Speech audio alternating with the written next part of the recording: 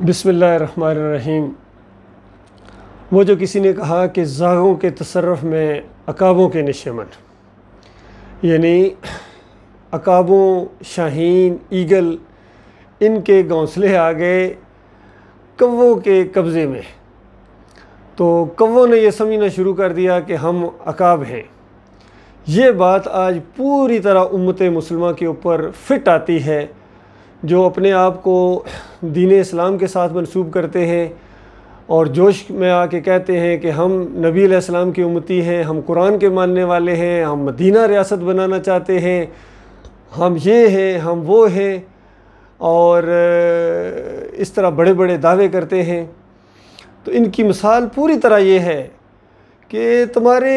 ایمان میں اور صحابہ کرام کے ایمان میں تو زمین اور آسمان اور کفر اور ایمان کا فرق ہے۔ وہ اللہ کے پجاری، تم مردوں کے پجاری۔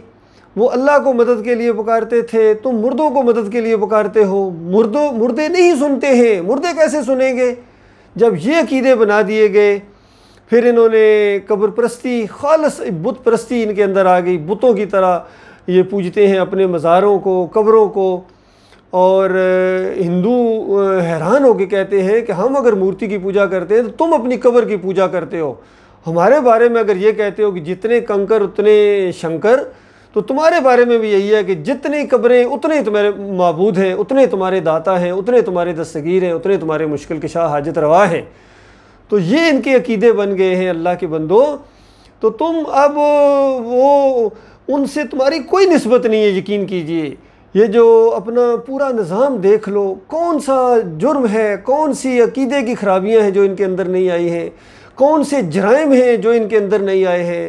اور سنتے جاؤ اور شرماتے جاؤ۔ ان کی خبریں اگر پڑھو، ان کی خبروں کے اندر بھی اس قدر کے وہ میوزک اتنا زیادہ کہ یہ حیرانگی ہوتی ہے۔ یہ خبریں ہیں تم سے اچھی تو دوسرے لوگ خبریں دیتے ہیں، چاہے جیسی بھی ہیں، لیکن ان مسلمانوں کے اندر خاص کر ذرہ برابر و شعور اور وہ جو عقل ہے وہ ہے ہی نہیں ہے، رہی نہیں ہے۔ اس کی وجہ یہ ہے کہ یہ قبر پرست بن گئے ہیں، یہ مشرک بن گئے ہیں، ان کی اکثریت مشرک بن گئی ہے۔ یاد رکھیں، آپ کے عقیدے کے اندر شرک آ گیا ہے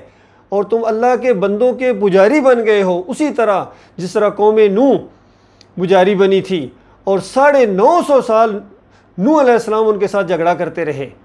اور ان کو کہتے رہے کہ دیکھو یا قوم عبد اللہ ما لکم من الہ غیرہ، اے قوم کے لوگوں اللہ کی بندگی کرو، اللہ کے بندے بن جاؤ، اس کے علاوہ تمہارا کوئی اور الہ نہیں ہے، کوئی اور معبود نہیں ہے تمہارا۔ اور 5 اولیاء اللہ کو وہ پکارتے تھے، پوجتے تھے، ان کی قبروں کے ساتھ وابستہ ہو گئے تھے، جس طرح آج ہماری قوم قبروں کے اوپر وابستہ ہو گئی ہے۔ اسی وجہ سے ان کو مار پڑتی ہے اور ان کے اندر کوئی بھی ان مسلکوں سے نکلنے کے لیے تیار نہیں ہے،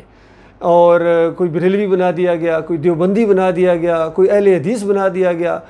کوئی سلفی، کوئی ایک مسلک ان کے اندر نہیں ہے جس کے عقیدے کے اندر 100% اس کا عقیدہ اللہ کی کتاب سے ملتا ہو۔ سب کے اندر، کسی کے اندر کم ہے، کسی کے اندر زیادہ ہے، اور کم از کم جن کے اندر شرک پایا جاتا ہے یہ اہل حدیث ہیں، یہ سلفی ہیں۔ یہ کہتے ہیں کہ نبی علیہ السلام قبر کے اندر زندہ ہیں، جب قبر کے اوپر کوئی جا کے صلاۃ و سلام پڑھے تو روح واپس آ جاتی ہے، خود سنتے ہیں، جواب دیتے ہیں۔ یہ ان کا عقیدہ ہے۔ اور دوسرا شرک ان کے اندر یہ ہے، کہتے ہیں کہ دور سے اگر کوئی پڑھے تو پھر فرشتے جو ہیں وہ نبی علیہ السلام کی قبر کے اندر آ کے پہنچا دیتے ہیں۔ اللہ نے فرشتوں کی ڈیوٹی لگائی ہوئی ہے۔ دوسری جھوٹی روایت کے اوپر ان کا ایمان بن گیا، حالانکہ ہمارے اعمال جو ہیں وہ اللہ کے ہاں پیش ہوتے ہیں۔ وَإِلَى اللَّهِ تُرْجَعُ الْأُمُورُ وَيُرْجَعُ الْأُمُورُ كُلُّهُ، اس طرح کے الفاظ ہیں، تمام کے تمام ہمارے اعمال اللہ کے ہاں پیش ہوتے ہیں۔ زندگی میں نبی علیہ السلام کے اوپر اعمال نہیں پیش ہوئے ہیں۔ یہ شیعوں کا عقیدہ ہے کہ ہمارے اعمال جو ہیں ہمارے اماموں کے اوپر پیش ہوتے ہیں، تو وہاں سے یہ عقیدہ ان کے اندر آ گیا۔ تو اللہ کے بندو، ایک عالم دین اس دور میں اٹھا ہے جس نے صحیح معنوں میں توحید کی دعوت اٹھائی ہے، وہ ڈاکٹر مسعود الدین عثمانی رحمۃ اللہ علیہ۔ انہی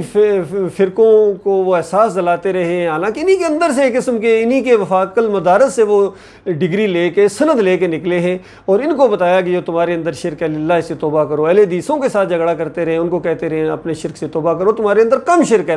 تم ایمان خالص پر آ سکتے ہو، لیکن نہیں آئے ہیں۔ بہرحال ڈاکٹر صاحب نے اپنی دعوت جاری رکھی، اس پر کچھ لوگ اکٹھے ہو گئے، ایک اجتماعیت کی شکل اختیار کر گئی یہ، اور ایسا لگتا تھا کہ اب یہی جماعت آگے جا کر کفر و شرک کا جنازہ اٹھائے گی اور پوری دنیا کو لیڈ کرے گی، لیکن شیطان کا ان کے اوپر بھی اس طریقے سے وار ہوا، ان کے امیر نے محمد حنیف صاحب نے ان کے اندر پھر سجدہ تعظیمی کا شرک ان کے اندر ڈال دیا، اور قرآن سے ثابت کرنا شروع ہو گئے کہ دیکھو وہ آدم علیہ السلام کا وہ نہیں سجدہ ہوا تھا، اسی طرح یوسف علیہ السلام کو سجدہ ہوا ہے، تو بتاؤ یہ کہاں سے کس طریقے سے؟ وہ آدم علیہ السلام کا معاملہ اس کی دلیل نہیں دی جا سکتی ہے، وہ تو اللہ نے شاہانہ انداز سے ایک حکم دیا، اور فرشتے وہ کچھ کرتے ہیں جو ان کو حکم دیا جاتا ہے، وہ عالم بالا کا معاملہ ہے، کس طرح سجدہ ہوا، کیسے ہوا، اس کی نوعیت کیا تھی، کیفیت کیا تھی، اللہ کے علاوہ کوئی نہیں جانتا ہے۔ کیا وہ اس لیے واقعہ پیش آیا تھا کہ کل تم جا کے دنیا کے اندر مردوں کو پوجو پکارو اور نبیوں اور ولیوں کو تم سجدے کرو اور یہ والا واقعہ پیش کرنا، اس لیے وہ واقعہ پیش آیا تھا؟ تو ان کو ذرا بھی عقل نہیں ہے۔ پھر یعقوب علیہ السلام کے خاندان میں سجدہ شکر کیا تھا اللہ تعالیٰ کو پورے خاندان نے، اور وہ جو خوشخبری اللہ تعالیٰ نے بچپن میں بتائی تھی یوسف علیہ السلام کے ذریعے، خواب کے ذریعے، وہ ایک خوشخبری تھی کہ اس بچے کو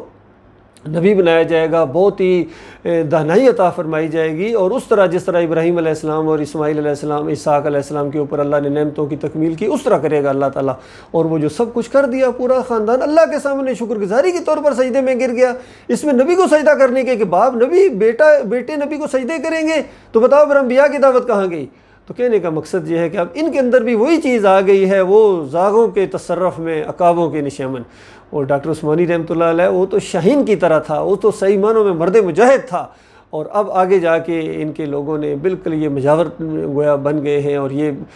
کووں کی طرح یہ سمجھتے ہیں ہم ڈاکٹر عثمانی کے ساتھی ہیں اور اسی جماعت کے اندر، حالانکہ ان کے عقیدے کے اندر خرابی آ گئی ہے۔ باقی کچھ لوگ انفرادی طور پر بچے ہوئے ہیں،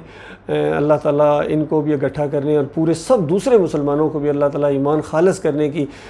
توفیق عطا فرمائے۔ اور غور کرو اللہ کے بندوں، کہاں سے مار پڑی ہے، اور عقیدے کے اندر خرابی آ کے کس طرح فرقوں میں بٹ گئے ہو۔ ظاہری بات ہے جب عقیدے میں خرابی آئے گی پھر تم ٹکڑوں میں بٹو گے، اور پھر اللہ کی مار تمہارے اوپر پڑے گی۔ لیکن ابھی بھی یعنی کہتے ہیں صبح کا بھولا شام کو واپس آ جائے، اس کو بھولا نہیں کہتے ہیں۔ میری تمام مسلمانوں سے یہی گزارش ہے کہ للہ توبہ کرو، معافی مانگو، اپنے اکیلے مالک کے اوپر ایمان لے آؤ، کلمے کو سمجھنے کی کوشش کرو، لا الہ الا اللہ محمد رسول اللہ، اللہ کے علاوہ کوئی معبود نہیں ہے، اللہ کے علاوہ کوئی داتا دستگیر مشکل کشا حاجت روا نہیں ہے، کوئی پکارے جانے کے لائق نہیں ہے، کوئی رکوع اور سجدے کے لائق نہیں ہے اللہ کے علاوہ۔ یہ نبی ولی شہید جو ہیں یہ پیروی کے لیے ہیں، یہ رہنمائی کے لیے ہیں، یہ داتائی دستگیری مشکل کشائی کے لیے نہیں ہے۔ داتائی دستگیری مشکل کشائی اور حاجت روائی اور سجدے اور رکوع کے لیے اللہ کافی ہے، وہی اکیلا معبود ہے، اور محمد رسول اللہ محمد صلی اللہ علیہ وسلم اللہ کے آخری رسول ہیں، بس ان کی پیروی کرنی ہے۔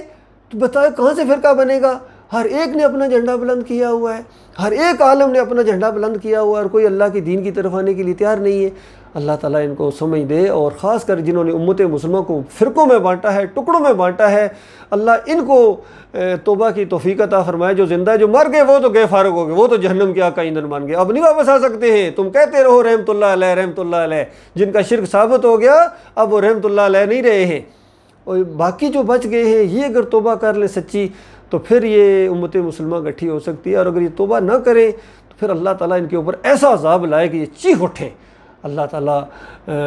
بہت مہلت دیتا ہے، مہلت دے رہا ہے، اب پھر موقع دیا ہے اللہ تعالیٰ نے آپ کو، اور انٹرنیشنل ماحول ایسا بن گیا ہے کہ دیکھو قوم دنیا آپ کی طرف دیکھ رہی ہے، لیکن اگر آپ نے وہ سٹینڈ نہ دکھایا، وہ لیڈرشپ ان کو نہ دی، ایمان کی والی لیڈرشپ، اور عقائد کے اندر درستگی نہ کی، تو یقین کیجیے اللہ کے عذاب دنیا کے اندر بھی تمہارے اوپر آئیں گے، اور آخرت میں تو بالکل نہیں بچ سکتے ہو۔ اللہ تعالیٰ دنیا اور آخرت کے خسارے سے بچائے آپ کو۔